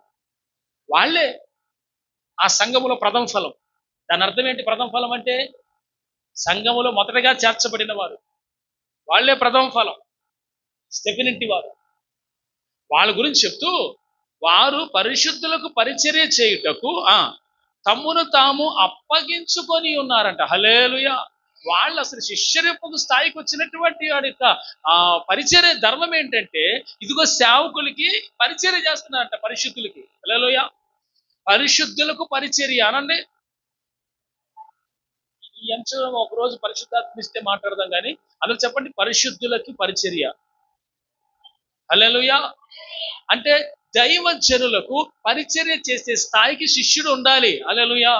నేను మీకు ఇందాక ఒక మాట చెప్పడం మర్చిపోయి, ఏలియా గారిని వెంబడించిన దినములలో ఏలియా చేతుల మీద నీళ్లు పోయిచూ వచ్చిన ఎలీషా అని రాయబడి ఉంటుంది వాక్యంలో. చెప్పండి, ఏం రాయబడి ఉంటుంది? ఏలియా చేతుల మీద నీళ్లు పోయిచూ వచ్చిన ఎలీషా. అంటే ఆయన భోజనం చేసిన తర్వాత నీళ్లు పోయటం చేతుల మీద, ఆయనకి ఏది కావాలో చూడటం అనేది ఎలీషా చేశాడు అక్కడ. హల్లెలూయా. ఊరికే వస్తుందా? పరిచర్య చేయకపోతే అనాయింటింగ్ వస్తుందా? పరిచర్య చేయకపోతే అభిషేకం వస్తుందా? హల్లెలూయా. కాబట్టి ఇదేదో నా తిప్పలు కాదు, దేవుడి తిప్పలు ఇదంతా. మీరు అర్థం చేసుకోండి. అంటే పరిచర్య చెయ్యాలంటే శిష్యరికపు స్థాయికి వచ్చినటువంటి వాడు శిష్యుడిగా ఉండాలని అనుకునేవాడు పరిచర్యలో కంపల్సరీగా ఉండాలి. దేవుని స్తోత్రం. పరిచర్య పరిశుద్ధులకు చేయాలి. స్టెఫెనెంట్ వారు సంఘంలో మొట్టమొదటి ఫలమై ఉన్నారు, మొట్టమొదటి విశ్వాసుల కుటుంబమై ఉన్నారు. వాళ్ళ ద్వారా వాళ్ళు ఏం చేశారంటే పరిశుద్ధులకు పరిచర్య చేయటానికి సమర్పించేసుకున్నారు. అసలు పరిచర్య చేయటమే మా పని. ఎంతమంది భావిస్తున్నారు, అమ్మో దైవజనుడు పరిశుద్ధులు వీళ్ళు మా ఇంటికి వచ్చారు, ఈ రోజు వీళ్ళు రావటం మాకు ఆశీర్వాదకరమని ఎంతమంది అనుకుంటున్నారు మీలో? Can you think that? దైవజనుడు వస్తే కానుకీయాల్సి వస్తుందని, దైవజనుడు చూస్తే పలానా చేయాల్సి వస్తుందని, దైవజనుడు వస్తే ఇప్పుడు ఎందుకు పిలవటం అయిందని, ఇప్పుడు పిలిస్తే లేనిపోయి ఒక అరగంట వాయిస్తాడు వాక్యంలో, ఎందుకు వచ్చిన గొడవని. ఇట్ట తయారైన సోది విశ్వాసులు ఉన్నారు తప్ప వాక్యం కొరకు ఆశపడే వాళ్ళేరి. అందుకే పరిశుద్ధాత్ముడు ఈరోజు మీతో మాట్లాడుతున్నారు. మీరు పరిశుద్ధులకి పరిచర్య చేసే వాళ్ళు అవ్వాలి. మీకు ఎంత కష్టం ఉన్నా. మీకు విషయం చెప్తున్నా, నేను అయ్యబ్జకు వెళ్తున్నా కదా, ఈ మధ్య చాలా మంది దైవజనులు వస్తూ ఉన్నారు. వాళ్ళు ముఖ్యంగా వాళ్ళ క్రమం చూశాను. ఏంటంటే ఫస్ట్ పీటర్ అన్న గారు, జపన్య అన్న గారు సపోజ్ ప్రేరైన తర్వాత వాక్యం భోజనం చేసి వెళ్ళేటప్పుడు పీటర్ అన్న గారు, జపన్య శాస్త్రి పీటర్ అన్న గారు కూర్చోరు. జపన్య శాస్త్రి పిలిచి కూర్చోమంటేనే కూర్చోరు. వాళ్ళకి నేను పరిచయం చేశాను, చాలాసార్లు చేశాను. భోజనం పట్టించా, ఏం చేయాలంటే అది చేశాను. మనం పరిచయం చేయాలి పరిశుద్ధులు. అది మనకు ఆశీర్వాదం. హల్లెలూయా. అర్థమైందా? అయితే అట్లా చేస్తుంది. ఆ తర్వాత ఈయన తిన్న తర్వాత మమ్మల్ని తినమన్నారు. ఆ స్థానంలో నా తర్వాత కొంచెం వేరే సేవకులు ఉన్నారు. అన్న మీరు తిన్న తర్వాత మేము తింటామని నాతో చెప్పారు. ఎందుకు బ్రదర్ కూర్చోండి, మనకు అలాంటి దేవుని కూర్చొని లేదు లేదన్నా. ఆ లైన్ తర్వాత నేను కూర్చొని, మేము ఇంకో సేవకులు కూర్చొని, మాదైన తర్వాత కొంచెం లిస్ట్లో ఉన్న కొంతమంది సేవకులు వచ్చి వాళ్ళు ఎలా పడితే అలా ఈ లాస్ట్ తోడు వచ్చి జపన్య గారి పక్కన కూర్చుంటారు. కొన్ని నేను కూర్చోవచ్చా, నన్ను కూర్చోమన్నారు, నేను కూర్చోలేదు. అన్న మీ పరిచయం చేస్తానన్న అని చెప్పేసి నేను పరిచయం చేశాను. కావాలని ఆశీర్వాదం కోసమే చేశాను. ఆయన మీద ఉన్న అభిషేకం నా మీదకి రావాలని చేశాను. ఆశ. అయితే అట్లా లీస్ట్గా ఉన్న సేవకులు ఎవరైతే ఉన్నారో కొంచెం చిన్న సంఘం చిన్న సేవకులు వాళ్ళు వచ్చి లాస్ట్ వాళ్ళకి పరిచయం చేశారు. అర్థమైందా? అంటే మనం ఎలా ఉండాలి అని దేవుడు చెప్తున్నాడంటే పరిశుద్ధులకు మనం పరిచర్య చేసేవాళ్ళు. ఇవన్నీ లేవనుకోండి, అస్సలు దేవుడు ఆ సంఘాన్ని ఇష్టపడతాడు. క్వాలిటీ లేని సంఘాలు దేవుడికి అక్కర్లేదు. మీరు నేర్చుకొని ఖచ్చితంగా పరిశుద్ధులకి మీరు పరిచర్య చేయాలి. You must. ఖచ్చితంగా అది ఒక ఆశీర్వాదకరమైన. మీకు ఎగ్జాంపుల్గా ఒక విషయం చెప్తాను. మన చర్చిలో జరిగింది. పెనుగొల్ల సేవ ప్రారంభించినప్పుడు జాషువా గారి ఇంట్లో భోజనాలు చేసేవాళ్ళు. ఆయన కష్టమైనా నష్టమైనా ఆయన ఉన్న దాంట్లో చేసేవాడు. ఉన్న దాంట్లో చేశారు. తర్వాత సువన్ రాజు గారు చేశారు. ఇప్పుడు మామూలు చాలా కాలం ఆయన కూడా పరిచయం, అక్కడ పరిశుద్ధులు పరిచయం చేశాడు. మా అందరికీ ఎంత చక్కగా చూసేవాళ్ళు వీళ్ళిద్దరు వెళ్ళినప్పుడు. ఏ తక్కువ కాకుండా చూశారు. హల్లెలూయా. చూస్తున్నారు ఇప్పటికీ. ఆ తర్వాత వీరిని బట్టి ఇంకొంతమంది చర్చిలో ఉన్న వాళ్ళు, అయ్యా మేము చేస్తాం అయ్య గారికి, మేము సేవకి వెళ్ళినప్పుడు నైట్ ఎప్పుడో మరి 9:30, 10 అయిపోతుంది కదా, అది భోజనం చేస్తే మాకు ఆశీర్వాదం అయ్యా రండి అయ్యా సేవ అంటే కొంతమంది అన్ని జనులు ఇళ్ళకి కూడా వెళ్ళారు. అన్ని జనుల ఇంటికి వెళ్తే ఆమెకు దురాత్మ పోయింది, ఆమె పరిచర్యకి భోజనాలు మా ఇంటికి రండి అయ్యా. మరి దురాత్మ పోయింది ఆమెలో, ఆమె ఇంటికి వాళ్ళ ఇంటికి కూడా వెళ్ళాం సార్, మీకు తెలుసు కదా. అక్కడి నుంచి ఇంకో చోట. పిల్లలు, దేవుని పిల్లరా, మీరు అర్థం చేసుకోండి, పరిశుద్ధులకు పరిచర్య చేయుట అది ఆశీర్వాదం. అది దేవుడు మనకి నేర్పాడు. నేను చేస్తాను, కంపల్సరీగా చేస్తాను. నేను నేర్చుకునే స్వభావం కూడా ఉండాలి. అది రానంత కాలం మనం ప్రభు కూడా ఇష్టపడదు. ఇక్కడ నేను మీకు చెప్పదలిచినమాట, వాళ్ళు తమ్మును తామే పరిశుద్ధులకు పరిచర్య చేయించుకొని అప్పగించేసుకున్నారట. మేము ఇక పరిచర్యకే, పరిశుద్ధులకు మేము పరిచర్య చేయాలి. బల్ల దగ్గర పాస్టర్ వచ్చాడా, వచ్చినట్టే ఏం కావాలో అందించాలి, ఆయన రాకముందే ఉండాలి. హల్లెలూయా. నేను ఒక దైవజనం చూసా, ఆ అబ్బాయి సుధీర్, మరి ఆయనకి చెప్పలేదు నాకు తెలియదు, కానీ సుధీర్ ఏంటి అందించారులో అని వాళ్ళు ఉండేది, పీటరన్ గారి దగ్గర ఉంటారు. వీళ్ళందరూ పెద్దోనిపేట సేవకి, అక్కడ పెద్దోనిపేటలో పీటరన్ గారి సంఘం ఉంది. ఆ సంఘానికి మేము వెళ్ళినప్పుడు అక్కడ పని మీద ఒక మీటింగ్ కోసం వెళ్ళాం. ఆ మీటింగ్ లో ఈవినింగ్ పాల్గొనడం కోసం కొంచెం గ్యాప్ ఉండేసరికి అన్నోళ్ళు చర్చి దగ్గరికి వెళ్ళాం. అక్కడి నుంచి గదిలోకి వెళ్ళాం, అన్న గదిలో చాలా చాలా చిన్న చిన్న గదులే. ఒకళ్ళు సేవకి ఇచ్చేసారు, మా అమ్మ సేవకి ఇచ్చేసింది అన్నకి, ఒక 2 స్టేర్ల బిల్డింగ్ సేవకి ఇచ్చేసిందా. మన సమర్పణ చూద్దాం, దేవుని స్తోత్రం. అయితే ప్రియులారా, ఆ సేవకి చేసినావా, ఆ గదిలోకి వెళ్ళాం మేము. పైకి వెళ్ళి చూస్తే లోపల జపన్య శాస్త్రి గారు ఉన్నారు, తర్వాత పీటర్ అన్న మాట్లాడుతున్నారు. పీటర్ అన్న గారు వస్తున్నారు, అన్న జపన్యాస్త్రి బయలుదేరుతున్నాడు అన్నప్పుడు లోపల పాపం వంటగదిలో ఆయన అందరికీ టిఫిన్ పెట్టాడు. ఈ విధంగా డ్రైవరే కాదు, మంచి సేవకు దైవజనుడు ఆయన, మంచి ఉపదేశంలో దైవజనుడు, మామూలు దైవజనుడు కాదు. ఆయన కూడా సన్నగొంటాడు కానీ ఉంటానికి మంచి సాక్ష్యం ఆయన గురించి ఇది నేను చూశాను కాబట్టి చెప్తున్నాను. వంటగదిలో ఎట్టేసుకొని గబగబ వచ్చి అన్నోళ్ళు వస్తున్నారు అని చెప్తాడు. గబగా రాకుండా వాళ్ళు మాట్లాడుతున్నారు, బయలుదేరే మూమెంట్ లో ఉన్నారు. గబగా వీళ్ళు అటు కాలిపోయి గబగా తీసుకుని వేసుకున్నారు, ఇంకోటి వేసినట్టు మళ్ళీ ఇటు వచ్చాడు. మళ్ళీ చన్నోళ్ళు వస్తున్నారు, వాళ్ళు మాట్లాడి అయిపోతుంటే గబగబ ఇదే తినేసి వేసింది కూడా ఆపేసి అన్నోళ్ళ కంటే ట్రావెల్ తీసుకుని ముందుగా పరిగెత్తి ఇప్పుడు ఒక్కటి తిన్నారు. సరిగ్గా తినలేదు అది కూడా. పరుగున ముందుకు వెళ్ళిపోయి కార్లు అన్ని రెడీ చేసి అన్నోళ్ళు వచ్చేసరికి చేసి ఆన్ చేసి రెడీ కూర్చున్నారు. ఏం సార్ శిష్యరికం అంటే, దైవజనుడు అయ్యాడు, ఇప్పుడు 2 సంఘాలు నడిపిస్తున్నాడు, వివాహం చేసుకోవాలి కాబట్టి సాక్షి పెళ్లి చేసుకోవాలి. ఎలా వస్తుంది సమర్పణ? ఆత్మ వలన, ఆ దైవజనుడు నింపబడిన ఆత్మ వలన. అది పొందాలని ఆశ, తృష్ణ. ఎండిపోయినది కాలువల్లాగా ఉంటే అట్ట ఉపయోగం ఏముంది? ఇక్కడ మనం నేర్చుకున్నాం. ఏం నేర్చుకుంటాం? ఏం అనుసరిస్తుంది? విషుడ్లే. ఇక్కడ చూడండి, అప్పగించుకోవటం అంటే ఏంటి? వాక్యం చదవటం కాదు సార్, వాక్యం రాసుకోవటం కాదు, వాక్యం నేర్చుకోవటం అది, వాటిని అనుసరించడం ప్రాముఖ్యం. When you listen, that will not use. Okay, కొంతవరకు ఉపయోగం, ఉన్న వాక్యం విశ్వాసాన్ని కలుగు చేస్తుంది. బట్ దాన్ని అనుసరిస్తే దాని ప్రతిఫలం వేరు, అసలు అనుసరిస్తే వేరు. ఆమె హల్లెలూయా.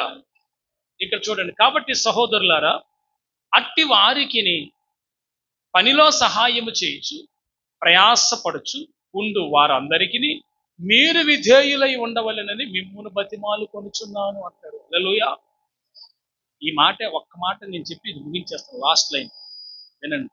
ఇందులో అంటాడు కదా, కాబట్టి సహోదరులారా, అట్టి వారికి పనిలో సహాయము చేయొచ్చు. ఎవరికి చెప్తున్నాడు? ఆ పరిచర్య చేయటానికి పరిశుద్ధులు ఎవరైతే సమర్పించుకున్నారో, స్టెఫెన్ ఇంటి వారు ఎవరైతే సమర్పించుకున్నారో, వాళ్ళు ఎంత సమర్పణ కలిగి పరిచర్య చేస్తున్నారో, పరిశుద్ధులకు పరిచర్య చేస్తున్నారో, ఆ పరిశుద్ధులకు పరిచర్య చేసే వారిని ఒక్కసారి మీరు చూడండి అని అంటాడు. అని చెప్తే ఏమంటాడు? అట్టి వారికి మీరు సహాయం చేయండి అంటాడు. హల్లెలూయా. ఎవరికి సహాయం చేయాలి? కొరింథీ సంఘం. ఎవరికి సహాయం చేయమంటున్నాడు? కొరింథీ సంఘాన్ని, స్టెఫెన్ ఇంటి వారికి, లేక ఇలాంటి పరిచర్య చేసే వారికి సహకారంగా ఉండండి మీరు అంటాడు. హల్లెలూయా. నా వైపు చూడండి, సపోజ్ నేను ఇప్పుడు పరిచారకుని అనుకుందాం, స్టెఫెన్ ఇంటి వారిని అనుకుందాం, లేకపోతే ఇంకెవరైనా అనుకోండి. నేను పరిశుద్ధులు పరిచర్య చేస్తుంటే కొరింథీ సంఘంలో ఉన్న వాళ్ళకి పౌలు గారు ఏం చెప్పాడంటే, ఇలా సహకరించే మాకు వాళ్ళు విధేయులు అవ్వాలంట. ఎవరు? ఎవరు విధేయులు అవ్వాలి? విధేయులు అవ్వాల్సింది ఎవరు? కొరింథీ సంఘం. కొరింథీ సంఘంలో ఉన్న విశ్వాసులు పరిశుద్ధులకి పరిచర్య చేసే వారికి లోబడమని. అర్థమైందా? సంఘంలో ఉన్నవాళ్ళు ఇప్పుడు పరిచారకు సపోజ్ అయ్యా సౌండ్ దగ్గర ఒకసారి రండి ఒకసారి మీకు అర్థం అవ్వాలని లాస్ట్ మూమెంట్ లో కొద్దిగా వివరంగా అర్థమైందని వచ్చేయండి కొత్తగా రండి. ఇప్పుడు ఈయన పరిచారకుడు నాకు, అవునా? ఇప్పుడు ఈయన నాకు పరిచారకుడు. ఈ పరిచారకుడిగా ఉన్నటువంటి ఈ వ్యక్తి నాకు పరిచారకుడు అని కొరింథీ సంఘానికి తెలుసు. ఈయనకి విధేయులవ్వమని సంఘానికి చెప్తున్నాడు. ఎవరికి విధేయులవ్వమని? పరిచారకుడు ఈయన పరిశుద్ధులకు పరిచర్య చేస్తున్నాడు కనుక ఈయనకి మీరు విధేయులవ్వండి. అక్కడ ఈయన ఏం చెప్తాడు వినండి. సార్ స్థాయి అసలు నువ్వు సేవకుడు వస్తేనే లేవు. కొంతమంది చూశాను మన సంఘ వీళ్ళు ఏమంటారు తెలుసా? ఇది నా నోటితో చెప్పిస్తారు. సేవకుడు వచ్చాడంటే లేవరు. దేవుని కృపలో నాకు ఎక్కడ తగలేదు, కానీ అక్కడక్కడ తగలేదు. ఈయన అక్కడ ఈయన కానీ జాషువా గారు ఎంతగానో పరిచర్య చేస్తారు. అక్కడ వెళ్తే నన్ను మనసం దిగని వద్దులే అయ్యా బాబు, ఎందుకులే అయ్యారంటే అస్సలు ఊరుకో. నేను జాషువా గారైనా ఈయన ఇద్దరంతే సేమ్, చాలా విధేయులుగా ఉంటారు. కానీ ఇలా నేను చెప్పదలిసింది ఏంటంటే ఈయనకి విధేయులు అవ్వాలంట చర్చిలో ఉన్నాడు. ఇప్పుడు పాస్టర్ గారికి విధేయులుగా ఉండంటారు అంటే అది వేరే విషయం. కానీ పరిచర్య చేసే పరిశుద్ధులకి విధేయులు అవ్వమంటాడు వాళ్ళని. అంటే సంఘం ఎలా క్రమంగా నడవాలని పౌలు గారు చెప్తున్నాడు. ఒక విశ్వాస సంగతి సేవకులకి ఎంత వాల్యూ ఇస్తున్నారు ఈ రోజుల్లో. దేవునికి స్తోత్రం చెప్పండి. ప్రభువుకి మహిమ కలుగును గాక. హల్లెలూయా. ఈ వాటి రోజున పరిశుద్ధాత్ముడి ద్వారా మీరు ఏ వాక్యాన్ని అయితే మీరు నేర్చుకున్నారు, అభిషేకం కొరకు ఆతురంగా వెంబడబడ్డాడు ఎలీషా. గురువు గారి మీద అభిషేకం రావాలి. శిష్యరికత్వంలోకి వచ్చినటువంటి వాడు అన్ని పోగొట్టుకొని వదిలేసుకొని వస్తే అన్నీ ఇస్తానన్నాడు. హల్లెలూయా. అభిషేకము కొరకు ఆశ కలిగి వెంబడించండి. అంతేకాకుండా పరిశుద్ధులకు పరిచర్య చేయాలి. శిష్యరికపు స్థాయికి వచ్చినటువంటి వారు పరిశుద్ధులకు పరిచర్య చేస్తేనే వారి మీద ఉన్న అభిషేకం మీదకి దిగి వస్తుంది. ప్రభు కృప మీకు తోడే.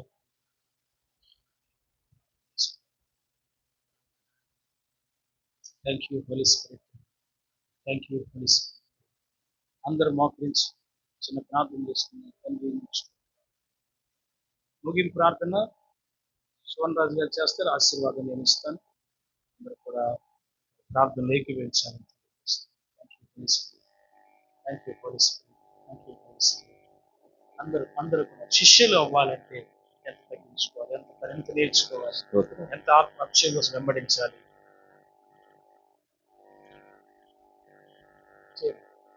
ఆశ్చర్యకరుగా ఆలోచనకర్త నిజమే ప్రభు. ఈ సేవ నిమిత్తం నాయన భార్యనైనను పిల్లలనైనా అయా కుటుంబం అన్నదమ్ము ప్రభు సమస్తం విడిచిపెట్టువా 100 రెట్లు ఫలం పొందుతాడని నిజమే ప్రభు. పరమందును భూమి అందును ప్రభు వారు ఆశీర్వదించబడతారు. మీరు మాతో మాట్లాడిన నిజమే తండ్రి. నాయనా మేము శిష్యులుగా ఉన్నటువంటి వారు